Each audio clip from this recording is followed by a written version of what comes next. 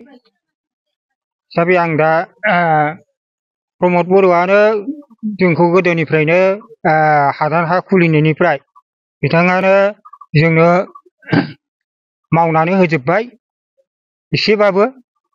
बेनिखायनो दा जों बे एसे बाखि थानायखिनिखौ जाहाथे जोंल' थायालासेनो बै गुबुन बाखि थानायफोरखौबो बिथाङा सोसनना लाजोबगोन, सोसनना होजोबगोन।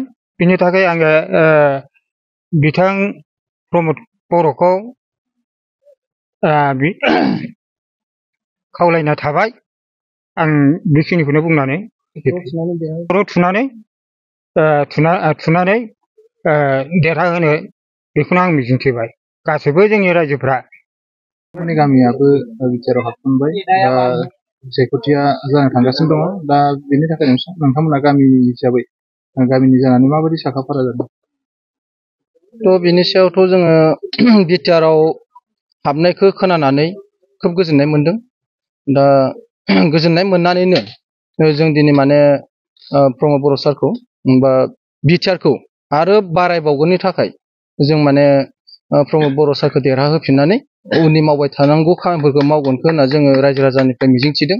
जोंजों लोगोसे आरो जोंनि बिदा फंबायफोरा जोंनि साखाथियावनो दं हिसाबै बिथांमोनखौबो उननि समाव जा प्रमद सारा सरकार फैफिननानै आरो गासिबखौबो बिटिआरआव सोसननांगौखौ जों माने आसा खालामदों। दा बेखायनो जों गोजोननाया बेखौनो फोरमायदों प्रमद बर' सारनिसिम जों माने बिटिआरआव हाबनो थाखाय खोब गोजोननाय मोनदों। जाहाथे जोङो गोजोननायखौ लानानै जोंनि बायदि आरो आद्रा थानाय जाय बिटिआरनि सिङाव हाबसननो मोनाखै, दुखुआव दङ, दा बिथांमोनखौबो प्रमद बर' सारा बिटिआरआव सोसनना लानानै जों जेरै बिटिआरआव थानानै गोजोननाय मोनदों थिग बिदिनो बिथांमोनखौबो गोजोननाय होनांगौ। आरो लोगोसे बेखौनो बुंनो थाङो जे जोंहा दिनै बिटिआरआव हाबबाय होनानै एबार फार्स्ट माने बिटिआरनि मुङाव जों आरो भट होनो मोनसिगोनखाय आरो साबसिन गोजोननाय मोनबावदों। आरो जिहेतु नोंथांमोननि ओनसोलावहाय गुबुन गुबुन दोलोनि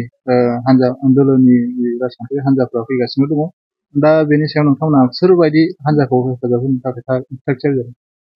जोंनिफ्रायथ' जोङो हाथरखिफारा गामि हिसाबै जोंनि सनितपुर जिल्ला दिखाजुलि ओनसोल, दा बेयाव जों हाथरखिफारा गामि जोंनि गामिया।